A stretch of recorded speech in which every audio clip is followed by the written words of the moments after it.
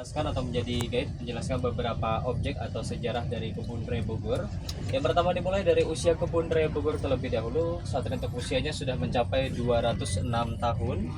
Yang dibangun di tanggal 18 Mei pada tahun 1817. Memiliki luas sekitaran 87 hektar dan untuk pendirinya Profesor Edward yang asalnya dari Jerman. Juga untuk total di dalamnya terdapat kurang lebih 13.000 tanaman, di mana itu semua sudah dikelompokkan sesuai dengan suku ataupun juga family-nya. Nah, untuk contoh tanaman sudah dikelompokkan terdapat di bagian area sisi kanan. Di sini ada kelompok dari rotan. Ini bentukan rotan sebelum dijadikan meja ataupun kursi. Dia berbentuk merambat dan memiliki duri yang berfungsi untuk merambat ke bagian atas untuk mencari sinar matahari. Selanjutnya terdapat Taman Teisman, Bapak Ibu, taman yang bisa menembus ke bagian istana. Yang utamanya di bagian samping kanan, nama Teisman diambil dari ahli botani berkebangsaan Jerman yang pernah menjabat sebagai direktur ketiga pada tahun 1831. Nah, contoh untuk foto dari Teisman ada di papan keterangan pada bagian samping kanan ya. Selanjutnya kita akan memasuki bagian bambu. Terdapat kurang lebih di area bambu yang ada di depan sana itu sekitaran 30 jenis ya Bapak Ibu. Nah, contoh yang pertama dilewati nanti ada bambu kuning, kemudian juga bambu lemang.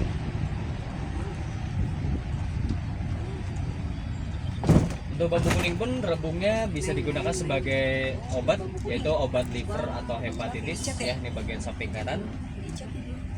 Kemudian juga ada bambu raksasa yang terdapat di bagian area seberang kanan yang banyak yang koleksi. Jadi kita lewati lebih dekat untuk bambunya.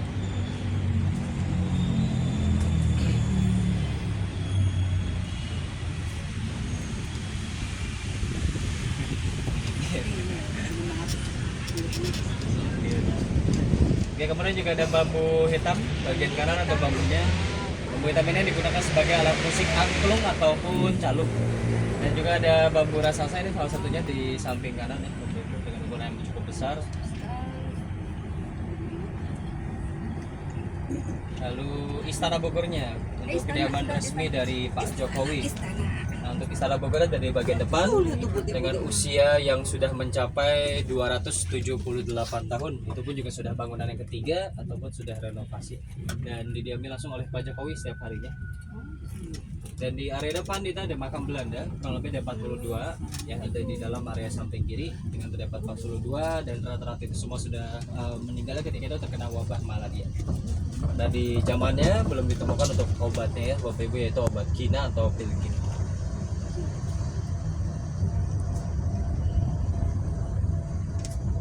Berikutnya ini ada bambu raksasa dari daerah Myanmar dengan rata-rata diameter 30 sampai 60 cm yang cukup besar ya untuk ukurannya. Dan ditanam di sini di sekitaran tahun 1928. Ada pun juga bambu lemang. Bambu yang digunakan untuk membungkus lemang makanan ciri khas dari Sumatera Barat yaitu padang. Ini yang samping kanan. Apa yang isi ketan lalu dibakar.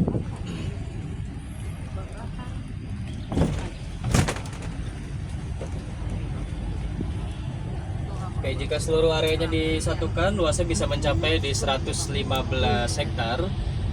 Dan lahan kebun raya Bogor sudah terbentuk di abad ke-14, yaitu di zaman Pakuan Pajajaran Prabu Siliwangi, yang dulu digunakan sebagai tempat untuk menyimpan benih-benih kayu yang langka.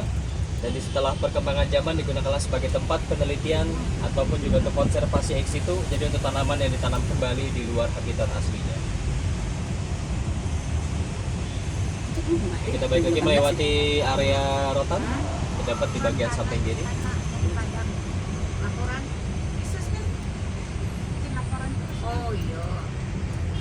Dan juga di sini ada bangunan Melchior tepat di bagian kanan yang didirikan di sekitaran tahun 1884. Saat ini udah kosong, terakhir itu menjadi hotel di sekitaran tahun 2017 sampai dengan 2020. Untuk saat ini udah kosong, tidak ada hotel lagi. Maupun juga ini salah satu lab tertua di Indonesia, tapi ada di bagian samping kanan. Ya. Lagi asap nih bapaknya yang masaknya.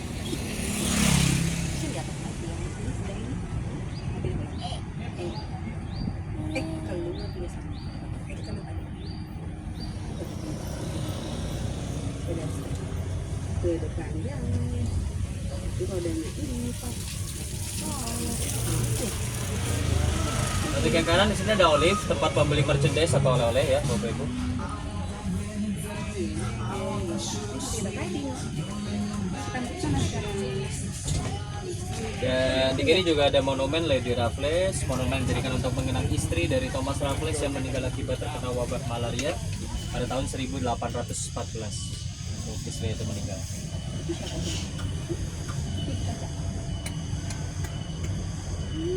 Berikutnya ada pohon raja dengan ukuran pohon yang cukup besar di samping kanan, yang usia sudah mencapai di 109 tahun dan memiliki akar yang disebut juga dengan akar papan.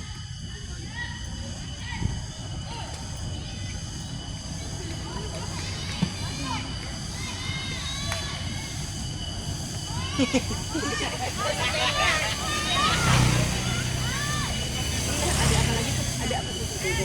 di area sisi kiri ada tanaman paku, ada jenis dari Pakis raksasa yang bisa tumbuh tinggi mencapai kurang lebih di 4 sampai 5 meter. Itu pakisnya di kiri.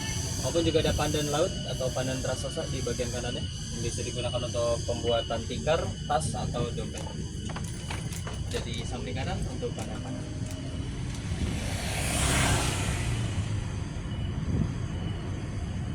Ya, berikutnya ada taman akuatik di bagian kanan bawah. Taman akuatik ini koleksi dari tanaman air. Dengan contoh ada talas air, enceng gondok, papirus, teratai, dan juga ada melati air untuk pada bagian area bawah. Dan masuk area palem selanjutnya. Di area palem sini ada salak, contohnya di bagian area sisi kanan. Adapun juga di bawah ada salak condet dan juga salak pondok. Lalu di kirinya ada lontar, pohon yang paling tinggi. Dan lontar biasa memiliki buah yang dinamai dengan buah siwalan, yang mirip seperti kolantan dari si buahnya itu, atau mirip seperti kelapa isinya.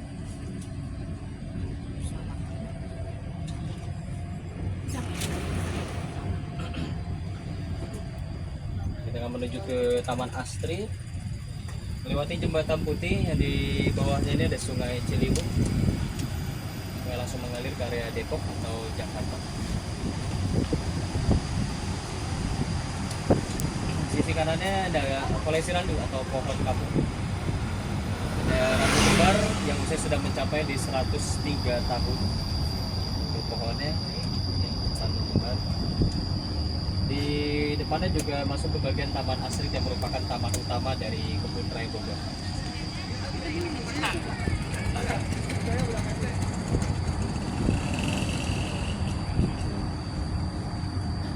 Di atasnya ada restoran, namanya Restorasa, yang bisa dikunjungi untuk umum dari jam 8 pagi sampai jam 8 malam.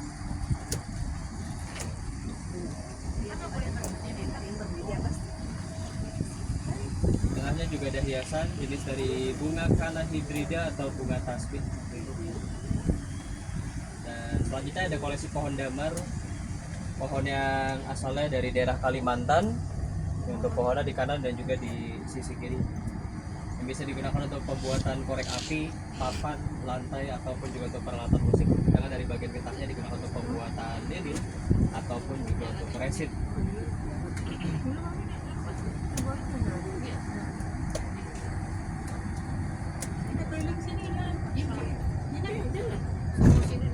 Di tengahnya bunga kana yang berwarna merah dan kuning ini pun juga bisa dikonsumsi dari umbinya. Selanjutnya pohon baobab yang asal dari Madagaskar, Afrika. Untuk pohonnya di bagian area kiri bawah yang bercabang dua atau bentukan seperti bonsai. Untuk pohon baobab ini pun juga kadang dikenal dengan sebutan pohon terbalik karena si rantingnya dimiripkan seperti akar terbalik.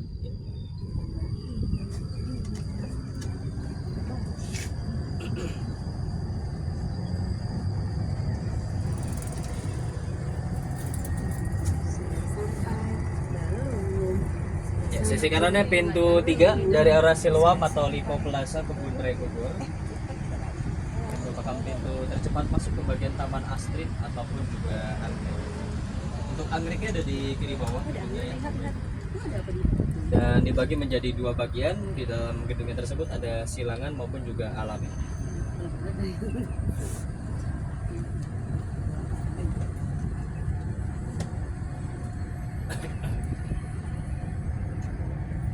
Berikutnya koleksi pohon bungur yang memiliki bunga disebut dengan Sakura Indonesia. Untuk bunganya dari bagian sisi kanan atas, contohnya Bapak Ibu ada di depan atas ini.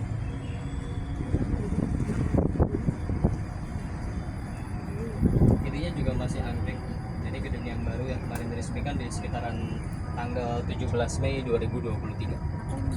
Anggrek, masih anggrek semua ya.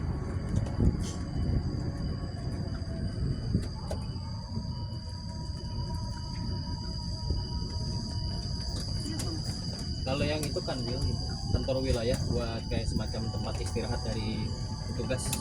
Masih kok. Masih istirahat aja. Iya. Kemudian kalau untuk yang di kiri, di sini ada pembibitan dari tanaman herbal, apotek hidup. Contohnya ada sirih, kemudian kubis kucing, sambiloto, beluntas, jahe-jahean, temu ya, kencur juga ada. Nah, selanjutnya juga ada kopi untuk pohon-pohonnya di bagian area samping kiri di dalam pot kotak. 3 asal dari Kuntang, Kamojang, dan Hulu-Hulu. Masing-masing jenis juga ada robusta, ada pun juga arabica. Yang kanannya Taman Sujana Kasan atau Taman Garuda. Disebut Taman Garuda karena tanaman yang dibentuk dengan lambang Garuda, warna ungu atau hijau yang di tengah itu atau yang ditembak. Dibentuk seperti Garuda. Selanjutnya ada buah sosis Afrika yang menggantung di bagian area kiri atas. Sosis Afrika ini mirip seperti asam Jawa, namun kalau untuk asam Jawa lebih kecil, ini besar-besar ya. Nama aslinya Kigelia africana. Buahnya keras yang biasa dimakan untuk hewan seperti gajah, jerapah atau badak ya. Enggak, dia memang belum ada yang nyoba sih Bu. Paling ya menurut saya itu mirip seperti ini juga sih kayak singkong gitu. Dalamnya itu juga memang mirip seperti singkong. Iya. Ini kan kalau untuk singkong kan di tanah ya. Kalau itu bukan pohon buah aja gitu.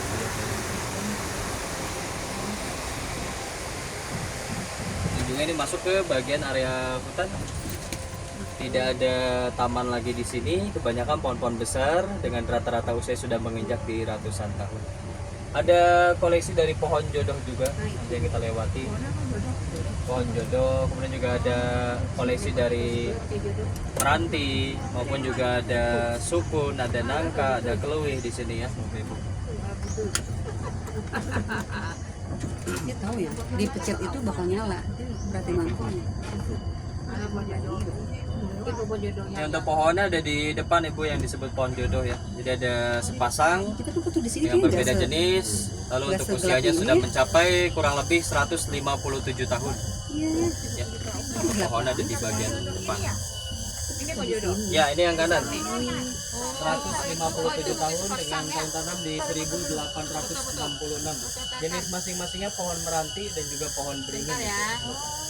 Pohon jodoh. Nah, Korea dan Ficus, yang satu Sumatera, yang satunya pohon beringin dari Malaysia. Dari Malaysia. Ya, yang kanannya Ibu, yang beringin ya. Jadi ini beda pohon ini. Ada pohon. Ini meranti sama beringin, tapi bukan jenis dari pohon buah. Itu kayak keras ya Ibu, meranti. Oh, enggak. Stop. Saya dulu kesini 2018 tapi nggak segelap ini deh. Mana boleh mana heran. Mungkin banyak pohon yang udah Kepala dosa. Kalau tutu banyak rentan.